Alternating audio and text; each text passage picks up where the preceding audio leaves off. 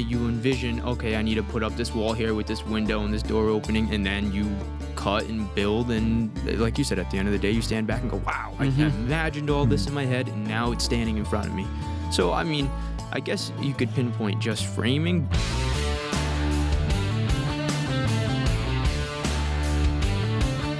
Welcome to the Fine Homebuilding Podcast, our weekly discussion of building, remodeling, and design topics aimed at anybody who cares deeply about the craft and science of working on houses.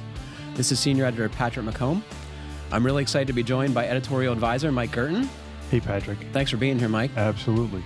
And as apprentice carpenter, Addison Oliveira. How you doing, Patrick? Good, Addison. How are you? I'm doing well. Thanks for being here with me. Thank you for inviting me. It's pretty awesome.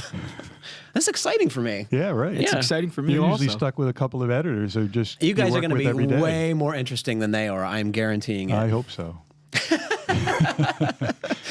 You can email us your questions at fhbpodcast@taunton.com. So I apologize to those of you who watch the podcast on YouTube and Fine Homebuilding website, because there are really no visuals to look at behind me today like there would ordinarily. But we only decided to do this yesterday for sure, right? Yeah, right. So I didn't really have time to put that together. But don't worry, we're going to have some visuals up on the podcast page when this goes live. So look for that and look for links. I guarantee some surprises. Uh-oh. You can find previous podcasts and check out the show notes at finehomebuilding.com/podcast. So what brings you guys to town today? It wasn't just for the podcast. You're working on a project, right? Correct. We've been working on it for, 4 weeks now? Yeah, about 4 weeks. So, there's a new series of videos that Justin's been working on that's going to be called Shop Class. So instead of regular videos where a video might follow a project, say building a deck or building a shed, this is done in a studio, and we're actually talking right to the camera, and we're using a lot of models and mock-ups to get as deep as we can on the topic. And Like what kind of topics? Well, the topic we're doing is deck connections, critical deck connections. So we're looking at all of those connections, starting at the footing to post, from the post to the beam, from the beam to the joist, ledger to the wall, joist to the ledger, and right on through the structural guard post and stairs. What's your role in this, Addison? Oh, I'm just a helping hand, kind of assisting Mike in the demonstrations and everything. Like a carpenter would have an apprentice. Exactly. Gotcha. Well, actually, he's selling himself short. He started 4 weeks ago, and I sketched up a set of plans with Justin on what we were going to do, and I basically handed it off to Addison, and we pre-built the whole deck and all of the models. So we're about 25 or 30, 30 or more models. So you guys we built have this stuff and brought it with you? Oh, yeah, we assembled it all at his house and then disassembled it and packed it all up in his truck and then drove here. Sweet. Yeah. And he's the brains behind it because he has the code I believe it. to put all those pieces and parts together. He labeled and marked everything and photographed it so we could reassemble it quickly and efficiently. That's really cool. Yeah, it was different. Never done anything like that where you build something and then have to label it all piece by piece and disassemble it all so you know exactly where everything's going back. That sounds like a huge time saver when you're producing a video. Right. Oh, yeah. Yeah. I don't think Colin and Justin appreciate the amount of work that went into everything we put together. They never appreciate anything. I will be the first to say that. You described Addison last night in an email correspondence we have as your employee. You guys work together all the time? Or is it just in this special project? Oh, yeah. Well, it's been, 3 years now, on and off in different projects. But Yeah. when he doesn't have a broken arm, Yeah, I noticed that. Well, let's get to that in a little bit. when he doesn't have a broken arm, he's pretty much working for me full time. And he has for the better part of the last year and a half. What do you do? Anything. I mean, he has a couple of rental properties, so we go around and do some maintenance. I mean, recently just had a tree fall on his house, and now we're jumping back into actual full-on construction mode. To repair it. Of course, right? But when I first met him, it was through my VOTEC program, and we met him at the Pro Home job, which that's where I initially got to see what Mike does, building style. And how many of you guys were on that job with him? Probably like 15 to 20 of us. Oh, wow. Yeah, it was a whole bunch of seniors and then a couple of juniors here and there that were interested in that type of building, and basically just a select few of us got brought to Mike's house to see that type of style of building. What drew you to the construction program at the school? I wasn't very interested in school. I just never really held much interest in the topics, and I was always very hands-on. I always rode dirt bikes and fixed my bicycles. And Yep. So when one of my friends had mentioned that I should go into a hands-on field or trade, I Classmate or an older friend? it's just an older friend. He was actually in the program, and he had suggested like, oh, you're always outside, always trying to build stuff, and always hands-on. You should look into some of these vocational programs. So I started off with the mechanics, and it just still a lot of book work and in shop. I just like being outside, being physical. So I get it. yeah, then I ended up going into the construction VOTEC program and met Mike my senior year. And how did you start that program? Did you contact the trade school and say, I'm doing this thing and I could use some help? So I've been volunteering through the what used to be 9 construction trade programs at regional schools throughout the state of Rhode Island. I used to volunteer at all of them doing in-school training. I would go out to the schools and do trainings. And then once a year, Rick Arnold, who used to be a contributing editor at Fine Homebuilding, he and I, and Myron Ferguson actually, put together like a central showcase where we could put up a lot of models for students to build things. And we get all the 8 schools together and have an all-day event out of it. And out of that grew more volunteership at the schools for me personally. And I particularly connected with a couple of schools, because of the teachers I got along with. They really encouraged contractors to come in to their classroom.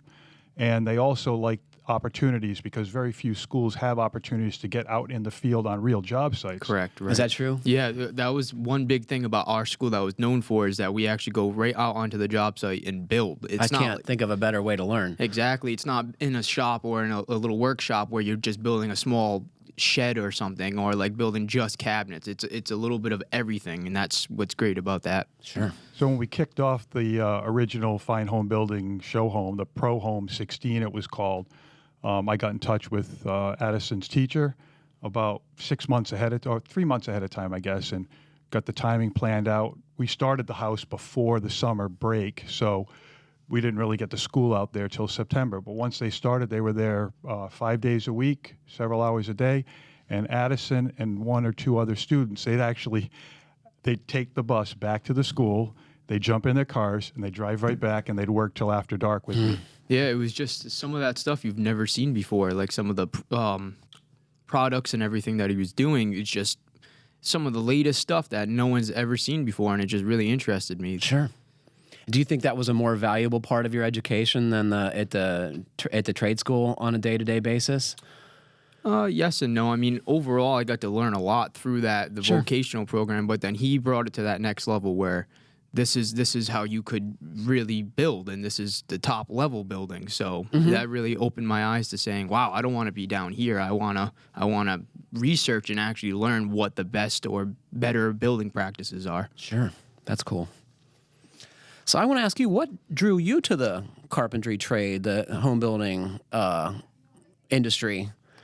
So this is the thing we've been touching on the show recently about people's how they were introduced to the trade, and everyone has got a different story. And it's so hard for me to pinpoint. When was that point in time where I said, this is my career, or this is where I'm going? And it probably, for me, didn't happen till I was like 27 or 28 years old, even though I had been in the construction business since I was a teenager.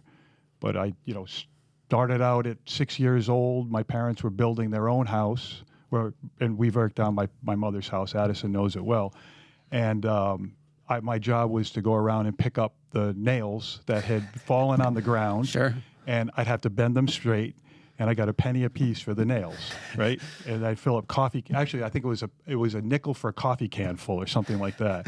And then hand nailing off all the subfloor and staining all the beams. And anyway, so get that experience at 6, building tree forts and all that stuff growing up. And then neighbors would have me doing projects like building decks or... As a teen? As like at 12, 13, 14, yeah. Wow. My father had a lot. My father was not in construction, but he had some equipment, backhoe, dozer, just for working on the 20 acres that they owned. So What did they do? My father was an engineer, mechanical engineer. And they had this acreage. They bought it. They wanted to be out in the woods. Didn't want to be in the city. My father had grown up on a farm, my mother in a more rural area, so they liked that. And the city had encroached around where they had lived, where they had grown up. But in and out of college, getting into construction in the summer, it's a great thing you can drop into because you can. There's always someone you need to carry stuff. Labor, Right. exactly. Making $2 an hour or something, carrying bundles of shingles up to the roof. I dropped in and out of college, didn't really know what I wanted to do 7 times.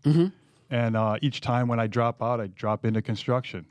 And then finally I said, well, gosh, I've been doing this for about X amount of years. Why don't I actually take it seriously? And then I teamed up with Rick Arnold and we went on with it. Did you have, I'm going to ask both of you guys this, did you have family members or friends who really kind of turned you on or exposed you to working with your hands and making stuff or fixing stuff or whatever? No, I mean, I'm kind of the same way as him. I just grew up kind of in that industry in a way, always just tinkering with anything. And I mean, along with what he said, my parents were doing an addition on our house when I was very small. So kind of growing up and seeing all these guys working around making me. stuff. Right. I was like, wow, this is awesome. It's like a big jungle gym for all these guys, all, creating whatever they imagine. That's a good way to put it too, because you're just. I remember at 7 years old, there was back in the days a cast iron pipe for drains, and packing the oakum in and pouring the lead into the joints. My job for the plumber, even though I was a 7-year-old, he just and I was hovering over him. He said, "Hey, come over here, do this." My job was putting the chunks of lead into the pot and actually watching it melt. And breathing that. Yeah, right. I know. That's why. Think of where I'd be if I hadn't done that. But yeah, You probably wouldn't be in construction. So there was no one mentor or person who said, "Hey, you might think about." It was more just, it was fun, it was play, and just continued on from there. Did your parents let you play with tools and stuff as a kid? I mean, did you have access to that kind of stuff? Not so much. It was more or less like, I guess, mechanics tools and wrenches and drills, but not so much chop saws and saws, I guess you could say. I didn't really use until high school. What about you? Yeah, my grandparents, both grandfathers were in construction, and it was the time. They were all born in the late 1800s, early 1900s, and back then, if you were a homeowner, you basically had to be able to fix and work on your own house. Or very wealthy.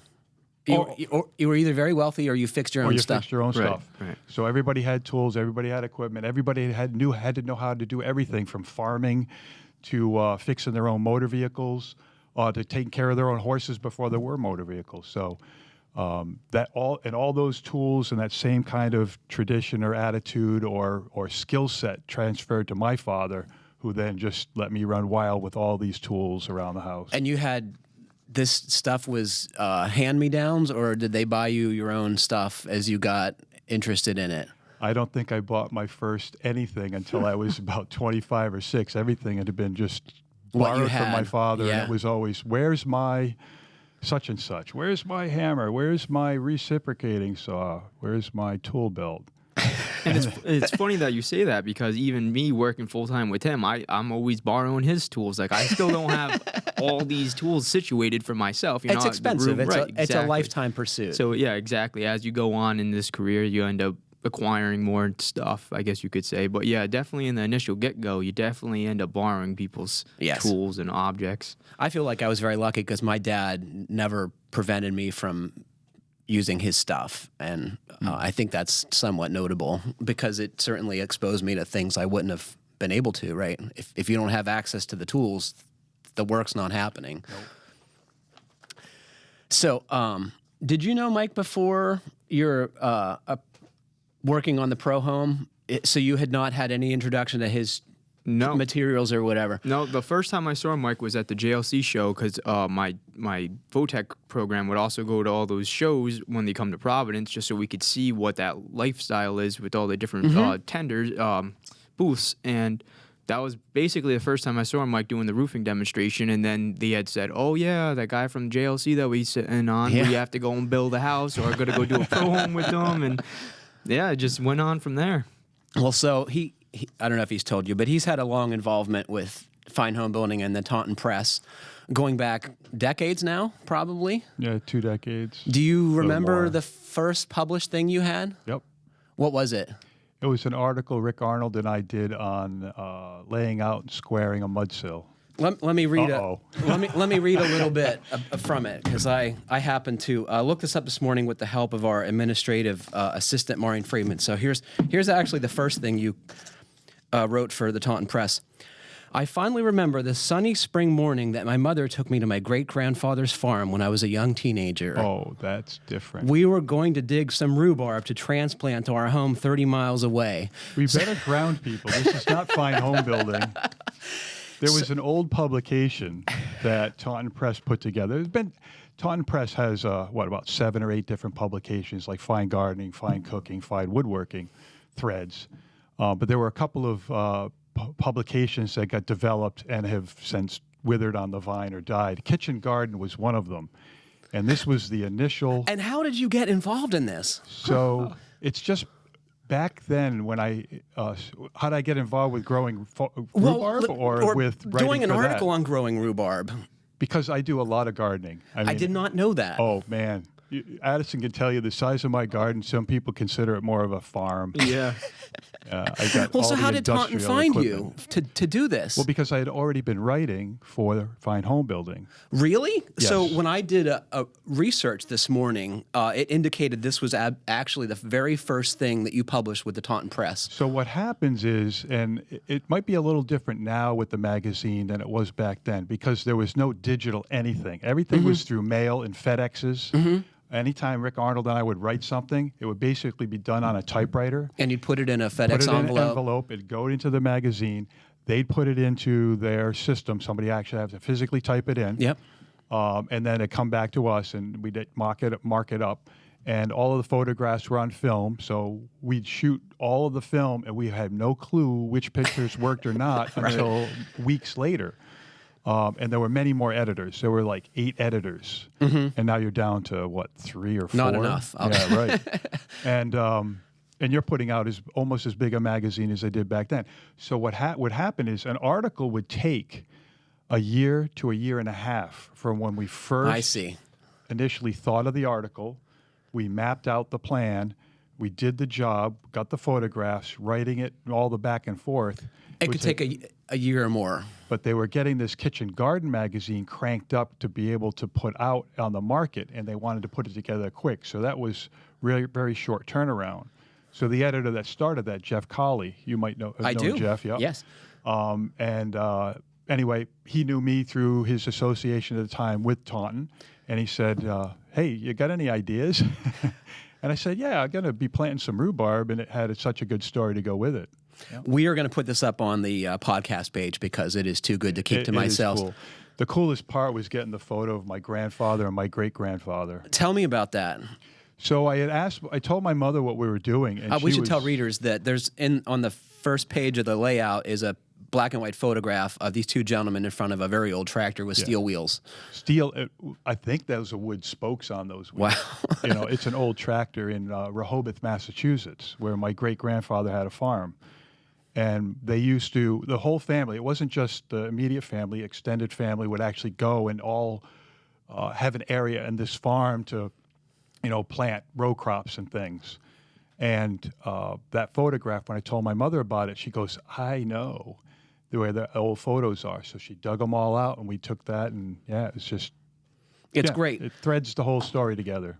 So I couldn't help but notice that that you I look don't like have any gray hair. That you look like a Back to the Lander, right? You look like a young person from the 70s who's, making a go of it in the dirt. Yep. Is that true? Or No. I just played in the dirt. No, I wasn't a Back to the Earth. I wasn't a Mother Earth News kind of guy. Yeah, my mother was, but not so much me. Nope. Yeah, and we actually went out to this old farm. We dug up the old rhubarb roots that my grandfather and my great-grandfather had been tending over the years, and took that back to our house. And that has now actually ended up, those same rhubarb roots, every couple of years you can divide them. And that cluster of rhubarb roots we took when I was, what did I say in there, 7 or 8 years old, maybe 11 or 12 years old maybe? You said a young teenager, Okay. so... I think it was 12 years old or so. I got a day out of school to do it too, and I wasn't sick. Yeah, man. But I've passed those along to at least 24 people, including really about cool. half of the Fine Homebuilding staff. I love years the ago. history. Yeah. I really do. So you may or may not know, my wife works for the gardening magazine. Oh, I didn't know that. So when it became evident that you had done this piece, I had to go to her because this is a very rare thing. This Kitchen Garden magazine magazine, lasted 4 years, I believe it was. She told me so. And this is an especially coveted issue, I might tell you. That was the initial launch. Yeah. I got a whole case of them if you need any more. So she said you could have this, but you don't need it. No, you can keep it then. I'm gonna. Great. I'm pretty psyched about it. Okay, so then we get to the first Fine Homebuilding piece, right? That's the one. Squaring and leveling mud sills. And I was looking at this morning. I've never seen this feature before, but it's really good. Isn't it? It is. You know, it's timeless. A lot of the articles in Fine Homebuilding, and you could go back to articles that were written 20, 30 years ago, and the content is still applicable today in some of the basic skills. Absolutely.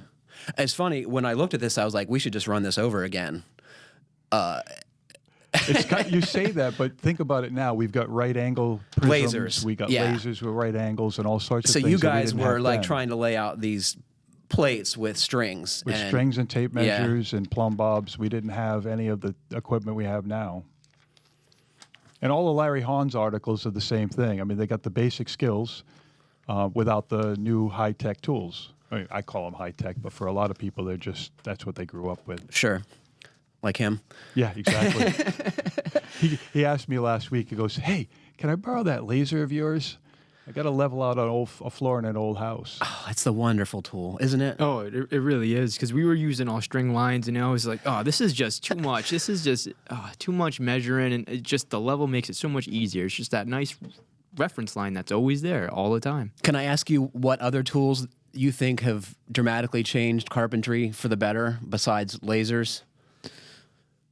I guess you could say nail guns and stuff, because, I mean, when I first started Votech, until I actually met Mike, I never used a nail gun. So they were still teaching you how to bang nails by hand? Yep. Is that a safety concern, or do they just want you to know how to do it? Honestly, my teacher always said it so no one could go a little too fast for his viewing, meaning like if someone has a nail gun, they could fire in 5-6 nails before he even notices what they just did. So at least by a hand nail, you can run over and, oh, no, before it's fully driven all the way in. So that's one of the main reasons. But even like hand saws, like we were all using hand saws the first couple months because Mr. Haynes really wanted to lock it in. Like this is where it came from. If you want to be in this industry, you got to learn the roots from it, you know? It's not just picking up a saw and blowing through it. You might need to use a handsaw every so often to do a notch or whatever. Right. Or, you know, it also teaches you like not to cut your hand off, right? You know, the stakes are a lot lower. Right. Yeah, they're a lot lower than using a circular saw. Right. What about you? What do you think has really changed carpentry in your lifetime? Everything. You know, my career started. Here's an example. Some of the guys I learned from, they were balloon framers. They had just in their career, they had transitioned to platform framing because they started in the 20s and 30s. Sure. So they were in their 60s and 70s when I worked with them. They used a handsaw to cut all the studs on the house we were doing. They could cut with a handsaw as fast as I could cut with a circular saw, you know, because they had just done it all their lives. And I'm sure the tools were very sharp and well maintained. Exactly. Yeah. Right. Everything was. And they weren't new. It wasn't like nowadays you think of the tool cycling as far as the newest whiz-bang tool that comes out. Those guys, they'd get a handsaw, and that would be their handsaw for 5 decades. or 10 years, Yeah. before they would upgrade to another one. There wasn't the same, innovation of tools. But then now that it's just started, it's just this. Rolling, it's just rolling. Keeps on growing, I guess you could say. There's always new tools and things coming out. It's just miraculous what the ideas they come up with. I Agreed. can't keep up with it. I agreed. That's one of my favorite parts of my job is getting introduced to new stuff. We'll be right back with more after this. The Fine Homebuilding Podcast is also brought to you by DeckWise. Does your hardwood deck need a makeover? Bring back the luster of the day it was first installed. Let DeckWise reverse time and erase its dullness to make the wood grains burst with natural beauty again. Start with our wood cleaner and brightener and finish with our eco-friendly water-based formula, Wise Coat, or our low VOC Ipe oil hardwood finish. Protect and preserve your deck to keep it looking brand new this summer. For more info on these products, visit deckwise.com. So let's go back a little bit to working with Taunton. Was this the first publishing company you worked with? No. So what was? I actually wrote, it's kind of funny the way this went. I'll make it a short story. We have another half hour. Okay, in the old issues of Fine Homebuilding. So as far as my relationship with Fine Homebuilding goes back to like issue 1 or 2. I didn't subscribe to it, but Rick Arnold's mother did, and she was in the development business, real estate development, and then so she had the subscription. She'd give it to Rick. Rick would give it to me. So from issue 1 or issue 2, I'd end up reading those, and in all of those issues, at the bottom corner on the inside near the masthead would be this thing, authors wanted. And then it would say, write in for blah, blah, blah. Well, back then it was mail. So we mailed in. Rick and I said, we could do this. This was back in the 80s. We said, we could do something. This guy doesn't know what he's talking about. We know how to do it better. Framing. That's what we did primarily, was framing. And so we mailed the card in, and back comes this, instructions on how to submit an article for Fine Woodworking. We say, we don't want Fine Woodworking. We want Fine Homebuilding. These idiots, we threw the paper away and then didn't hear, of course, didn't hear anything. And then we also read New England Builder, which used to be Vermont Builder. That then became the Journal of Light Construction, right. which then became JLC. Exactly. So we were getting that, and it looked like a newspaper, the old issues. So there was an article written in there about leveling up the floor deck above the mud sills and shimming it up. And Rick and I said, that guy's an idiot. Doesn't know what he's doing. Just like every other builder says today, right? Exactly. Yes. And I wrote a letter to the editor. And who was that? Don Jackson. I didn't write it to Sal. Okay, I wondered if it was Mike Wright even. He was there. It wasn't Mike, but it was Don. And he got back to me with a phone call and said, this is really interesting. I like the way you do it. Can you describe it a little bit more to me? And he turned it into this almost like article he got for free because it was a letter to the editor. And that was my first published thing. And then after that, it just by pure happenstance, it's a Rhode Island thing. Rhode Island's like 45 minutes by 35 minutes. So there's only 1 degree of separation between you and anybody else in the whole state. Yep. Rick and I hired a guy, Todd Nelligan, to be on our crew. We had a crew of about 8 guys or so at the time. And these were custom homes you were building? Yep, they were custom homes. So we had 3 divisions. We had a spec home division that Rick's mother kind of took care of, custom homes that Rick and I would build, and then we had frame and finish crews that I pretty much ran. So Rick ran the specs and the custom homes, and I pretty much just oversaw all the crews out in the field. So Todd came on, and he was the brother-in-law, the cousin of my brother's wife. It was, one of those things. We'll do a flow chart on the podcast page. Flow chart looks a little confusing. But he knew one of his friends who he had worked with for a number of years, went to work as an editor at Fine Homebuilding, Roe Osborne. Okay. Who's now back at JLC. Exactly. It's kind of it's incestuous. It's a very small world. Yeah. The editors that go between all these construction magazines all know one another and I've have worked together. I've been at both places too. Yeah. And one of the things that, because we had a couple of crews and all these guys, we all come from different framing backgrounds or finish backgrounds. We had different ways of doing things which just didn't work fluidly together. So we wanted to have one standard operating procedure. So every Wednesday afternoon, we quit at noontime or 1 o'clock. We'd all go back to the office where Rick usually worked, and we'd sit down around a big meeting table, and we would actually say, okay, now when we're laying out a mud sill, what's the best way to do that? And we worked through every part of the frame process. And then we went on to doing finish work so that everybody knew how it would go so we could be more efficient on the job site. Cutting headers, cutting jack studs, cutting the studs, laying out plates, things like that. Roe got wind of this, that we had this, 80-page best practices manual. Exactly, for our group, and said, can I see it? And then he came out to the job and he says, here's an article, here's an article, here's an article, here's an article. He basically rattled off a dozen articles we had just in our manual. And then that started with the mud sills. That started at the bottom, right? Yep. Wow. How long did it take for that article to come to fruition? You said it was a year and a half? Yeah, it was like 93 when we first met Roe, and we first went over this, and I think it was like, is that issue 95? Yeah, 95. So it was about 2 years, over 2 years from when we first... And Roe took the photos? Yes, Roe took all the photos for years. He had a good light that day. I was noticing it was kind of overcast. You guys looked great. You know, there's different mock-ups, and you still do it. For all of the issues, you do mock-up issue, the cover issue. Yes. So we take one of the photos from a feature or two or three and mark up the cover, and then we survey people on what's most appealing, and then that's what we put on the cover. And that's the way it's been done for years. Yes. So I have some of the original color bleeds for all the different mock-ups they had for that issue. It's kind of neat. That is neat. Yeah, they're kind of faded now, but... Were your peers impressed, or were they kind of annoyed with this whole thing, the spotlight and the in Rhode journalist? Island, it is funny. I'm more well known outside of Rhode Island than I am in the state. Very few people before this social media stuff started. I started playing with it about a year and a half ago. Nobody in the state knew back then who we were, really, just our lumber dealers. But we were just the other guys out down the street banging out houses like everybody else. So it was no big deal. Never got a job that came through somebody who saw the magazine. Reading in the magazine or whatever? I mean, I've been offered jobs all over the planet.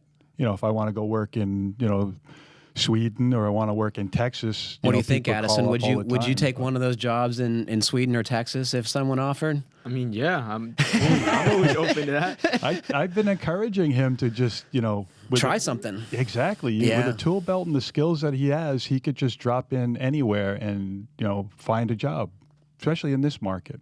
Yeah. And people who are young and smart and know stuff are hard to come by. Exactly. Yeah. And it's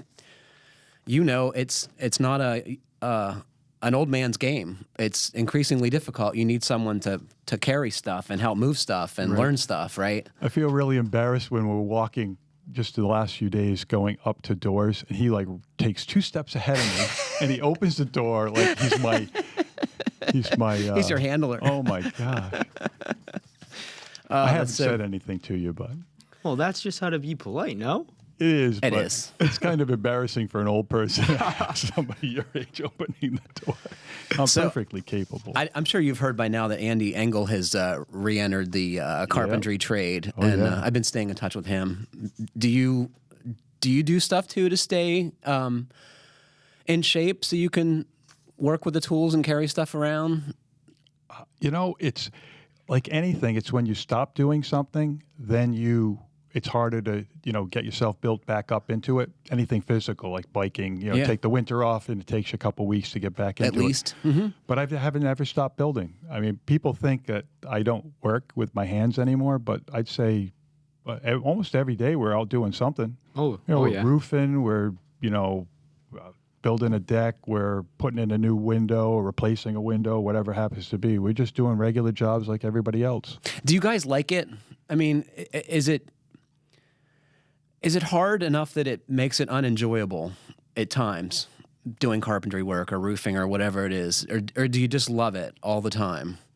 I'll let him answer. Okay, yeah, go ahead. I mean, some jobs can be torturous. Obviously, you dig in a hole for a footing or something. You don't got a machine and you're just hand digging. I mean, that could be torturous. But at the same time, at the end of the day, you stand back and go, wow, I just did all that. No machine, no nothing. I just did it all by my hands and created it from the ground up. It's just, I don't know. It's definitely fun. It's definitely, like I said, you get some tough moments and you kind of just work through it. What about the weather? Like, what about when it's raining and 30 degrees out and you're working outside?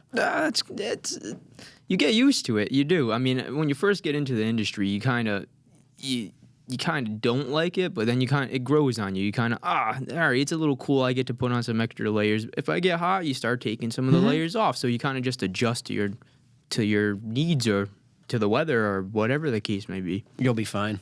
I've noticed something working with Addison, and I've noticed it with his classmates when they were working on the pro home.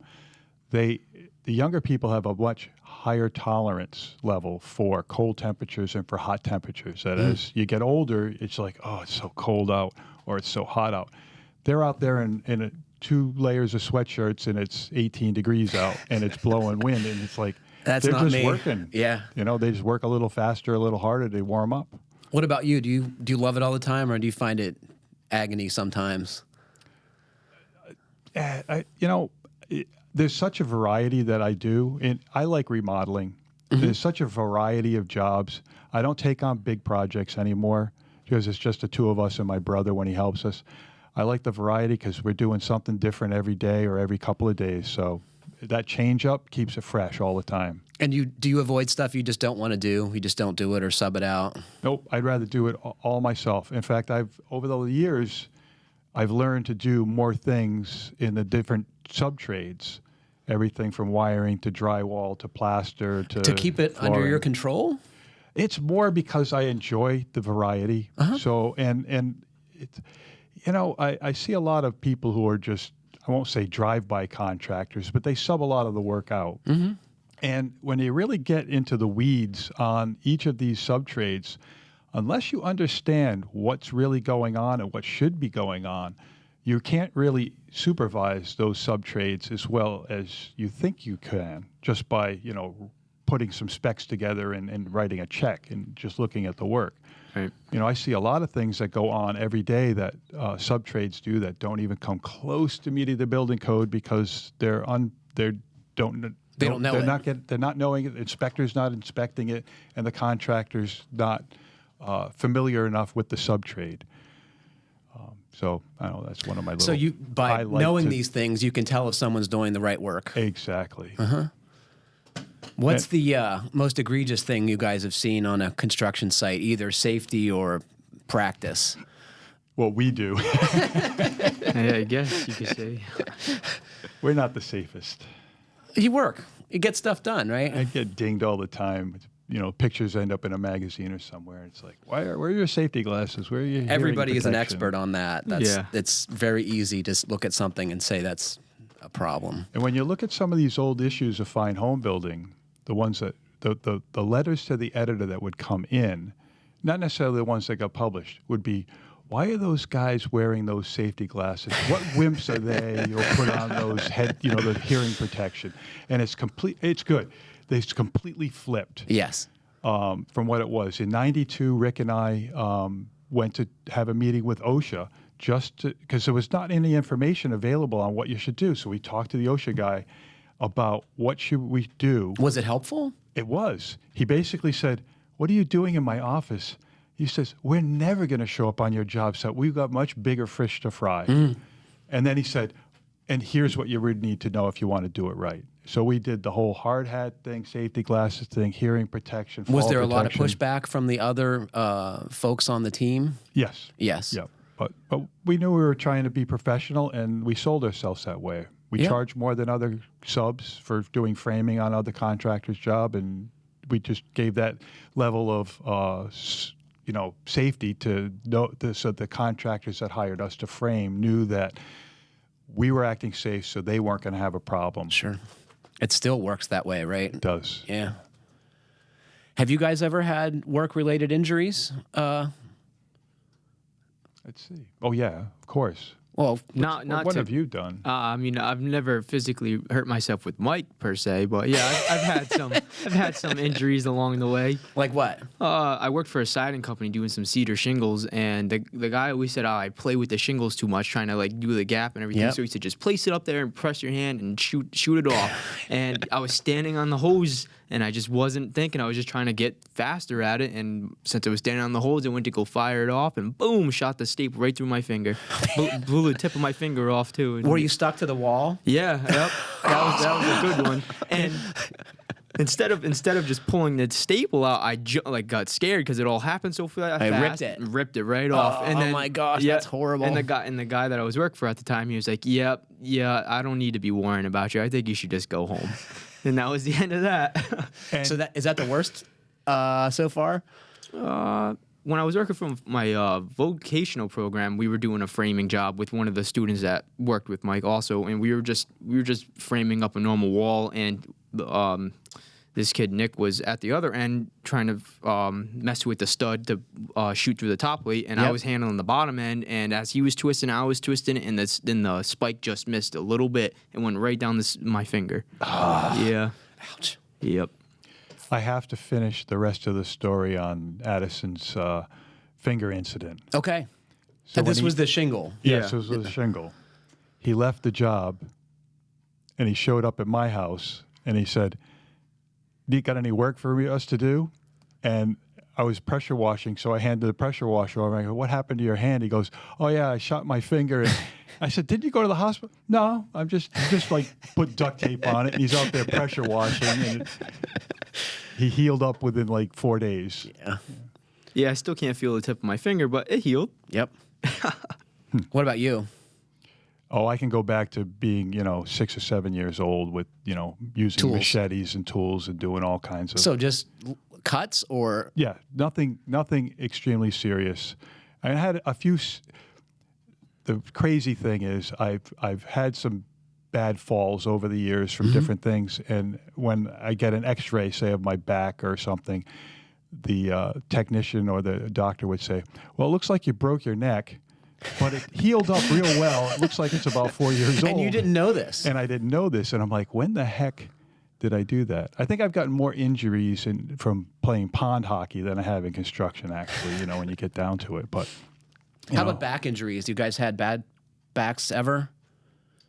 I did for years, but it just healed itself. Interesting. Just keep moving. That's And you the haven't thing. had trouble yet? My dad's actually a mover, so that's kind of how I grew up moving furniture. So I kind of just lift with the leg, don't bend this way. So it's just, I kind of already knew where to go and how to handle things.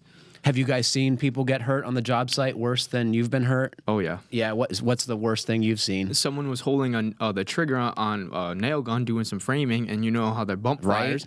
Well, he was kneeling down, and he went to go stand up and didn't have his finger off the trigger and shot the nail right through his knee because he placed a gun on his leg to go stand, and it went boom right into the floor. Oh, man. Yeah, nailed his knee to the floor, basically. Oh, my God. So Yeah. what happened to that guy? Oh, yeah, he went to the emergency room and had to get it pulled out. And, yeah, I mean, he was fine afterwards. But, yeah, it pinned his leg together because it basically stuck the two bones from moving. So Self-surgery. Yeah. What about you? What's the worst thing you've seen someone do? Oh, actually nothing that didn't heal pretty quickly. Just, nail guns, small nail gun things. Yeah. Luckily, no eye injuries, no huge catastrophic huge cuts like no. 6 inches long or anything. And I've seen the results of some of those, but I was not there. Yeah. That's good. That's a testament to your supervision or something. Luck. It is Just luck, pure huh? luck, It really is. And Yeah. even when you play the game really safe, Weird stuff happens. it does. Yeah. Yep. Because you're working in bad conditions. The light is always different. You can't anticipate anything that could possibly happen. Even just a simple kickback of something, you're not anticipating it, and there's no reason it would ordinarily happen. All of a sudden, the circular saw kicks back, and your, arm, leg, or whatever is in the line of the backup of the saw. And little things happen all the time. Do you think the VOTEC programs do a good job of teaching students to be safer than past generations might have been? Oh, yeah. When I first got into that program, it was like the first year that I was in it, it was like half the year. It was just straight classroom and going over OSHA safety. And then So do they certify you for the OSHA 10 and what's the other one, Mike? OSHA 30? OSHA 30? I'm pretty sure it's just a OSHA 30. You got the OSHA 30, yeah. Yeah, because we had to do, right. Yeah. But yeah, for pretty much the half of the first year, you're in the classroom just going over codes and safety. And they show you all pictures of, this is what happens if you get a kickback with a nail gun or a bump fire. And they'll show you some pretty gruesome things. But Just like driver's ed, right? Right. But Show them the worst. it's almost like a scare tactic, but it works, though, because then Yes. you're like, wow, I don't want to shoot a nail into my arm or whatever Agreed. the case may be. Yeah, if you don't know what can happen, you don't know how to avoid it. Right. And it was nice when the school came out to work on my job site. They came with all their own safety equipment, and they all just knew just what to do. And they wore it? Did you have to remind them? No. Wow. No, they'd get right up on the roof to set the anchor points, get the line set up, all harnesses, everything. Do you think older carpenters like my age can learn to be safer than they were taught? You know what it is? If you get the comfortable stuff and you spend the extra money on the right fall protection or any safety equipment, it's like just wearing a regular comfortable tool belt. That's good advice. I'm going to ask you both this one too. Addison, what is your favorite kind of carpentry work, or like what do you really get excited about? So tomorrow we're doing this, and it's my favorite thing. Right. I'm kind of like what Mike said. I just like the variety of different things. It's just like he said, it changes up the day. You're not always doing just framing or just roofing. I mean, I do like framing. It's a lot of slinging around heavy stuff and building. And like things. you said, you see a lot done at the end of the day. Right, exactly. You envision, okay, I need to put up this wall here with this window and this door opening, and then you cut and build, and like you said, at the end of the day, you stand back and go, wow, I imagined all this in my head, and now it's standing in front of me. So, I mean, I guess you could pinpoint just framing, but like I said, I like the variety. I like to change it up, have a little bit of options. What about you? What was the question again? What's your favorite thing to do? You going to pin me down? Well, I don't know. You don't have. I mean, yeah. No, I like the variety, but if I had to pick two things, it'd be weaving shingle designs with sidewall shingles. Oh yeah, that's cool. Yeah, I like doing that. It's the creative part of it, and you're putting something on a wall, and it's just something that stands out, and it's different. Do you lay it all out on a bench first? Yeah. Yeah. I think we got a few videos up on the Fine Homebuilding website. I mean, they're not It's a little good flower, videos. Right? Well, one of them was a big anchor. It's a 40-minute video, and then we did a couple of others. It was just ones Addison and I shot, and I just posted them up. I think Rob posted them up for us. Cool. That and framing. Yeah, sure. Where were the shingle projects, or were they just on a bench, or did they actually get? They went up on projects. You know, some for customers, some for my own house. Neat. Yeah. My wife did that on the front gable of our first house. Nice. Yes. Did she know how to do it, or did she teach herself? Well, she taught herself. Yeah. And she started with not fancy cut, but regular shingles, and then cut them to do the shapes. Was it a geometric design? It was or a geometric design. If you're familiar freeform? with the video game Qbert, which is kind of like a 3D pyramid kind of shape with diamonds, that's what the shape is. I'll put a photo up on our podcast page so you guys can see my wife with a siding nailer in her hand and no safety glasses. So usually at the beginning of the show, us boring guys talk about what we're working on at home. So I'm going to close the show, and you guys can tell me what you're doing. What are you doing at home, Addison? So, because we all know that folks who work with their hands, like, you do that at home too, right? Yeah. Well, the last, I guess you could say the last month or so, we've been really just prepping for the JLC and for this Fine Homebuilding. So you were building these props. Yes, but and along with that, the tree fell on his house, and that was unexpected. So that was kind of like, oh man, we got to stop everything and get this done because, I can't just leave a tree hanging out. Right. But anyway, so I mean, with those three projects, that kept us all busy this last month. But we still have to finish his mom's roof on the backside, and we got shingling it. Yeah, and then we also got to do. Go ahead. It's a roof shingling job on an A-frame. Oh my God! Yeah, it's like doing a wall. It's pretty. Yeah, it's a fun roof. And then we got to do actual cedar shingles on the side of his garage and finish up some of. Have you done that work before? What cedar shingles? Oh yeah. Excepting you. Yeah, you shot your hand. Yeah, that was the first company I worked for. My teacher thought that I would like that. It's pretty basic. I love it. Yeah, like I said, it's just. After doing it for like 2 weeks, you're like, wow, I'm doing the same 3 steps over and over and over and over. Like, I don't want to do that my whole life. Yep. I was like, I need to switch it up. So it's fun to do cedar shingles with Mike because you're doing an intricate design and it's not every single day. That would be a tough way to make a living every day, right? Yeah, I pick and choose the job so we don't get bored. So what are you doing like on the weekends and evenings and stuff? The gardening now, I presume. Yeah, spring is garden time, and then we just lots of little deferred projects at my own house. Like what? Like finishing off my garage. I started 7 years ago, and I'm heartened to learn that you have those kind of projects too. Oh yeah. And then there are things, when I built my house like almost 25 years ago, and I thought, well, this is the last time I'm going to be, siding the house and roofing the house, and now I'm looking at it going, oh my gosh, I might have to re-roof this house. So do I do it now while I'm still able to get up there? Or do I wait 10 years when the shingles are like at Falling their last legs? Yeah. So you mentioned your mom's living in an A-frame. Is that part of her back to the land ethic, or is that a later thing? The A-frame was what they built in the 60s because my father, not being a carpenter, they sold this as the easiest way to build a house. and you could buy do it a yourself. book on the newsstand on how to do it, right? Exactly. And him being an engineer, he just said, this That's is really perfect. efficient. You know, we got the roof, no siding. Did you grow low up in a house maintenance. like that? I grew up in that house. Oh, cool. And I lived next door. I bought a couple acres from my parents. Mm-hmm. And it turns out good now that my mother's in her mid-80s. I can Check on be her. right next door. Yeah. How do you shingle an A-frame? It's like Addison said it. You It's like pump jacks? siding a wall. You can't use pump jacks, though, because the pumps use roof jacks. Uh-huh. We do top-down shingling. Well, So you see my process for shingling upside down instead of shingling from the bottom up, we Yes. shingle from the top down. and that's so you don't mess up the shingles, right? In part, but it makes it more quickly. It makes it quicker, and especially on an A-frame because we can set up all of the roof jacks up the roof at about 6 foot heights. Then we start stripping the top, and then we can paper it and shingle it. And then we drop the planks, and we do the next section. And you don't have to go back up there to pull out the roof jacks. Everything comes down as we're As going. we go down, right? Yeah. So what do you think about the top-down roof shingling? It might be one of the most controversial subjects in the Fine Home Building library. Like he said, it's good for the right type of job, but I honestly love it just because for one, on his mom's house, like he said, we'll start at the top and work down.